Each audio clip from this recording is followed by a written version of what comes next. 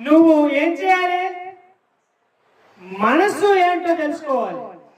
మనసు యొక్క మాటలేంటో, దాని ఆలోచన ఏంటో, దాని పద్ధతి ఏంటో, దానిలో ఉన్నటువంటి శాంతి ఏంటో, సమాధానం ఏంటో,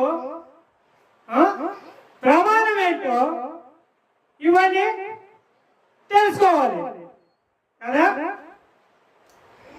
నీ జీవితం పుట్టగానే అన్ని ప్రారంభించబడి అంతా సక్రమంగా అందరూ సంతోషంగా నిన్ను చూసుకునే పద్ధతి నీకు కలిగి ఉన్నా లేకున్నా నీకు భాష అనేది తెలియదు. కాబట్టి నువ్వు ఆ స్థితి నుండి పైకి రావాలి అంటే భాష కావాలి, మాట అనేది రావాలి. అలాగే మాట్లాడడం కూడా అలవాటు అవ్వాలి.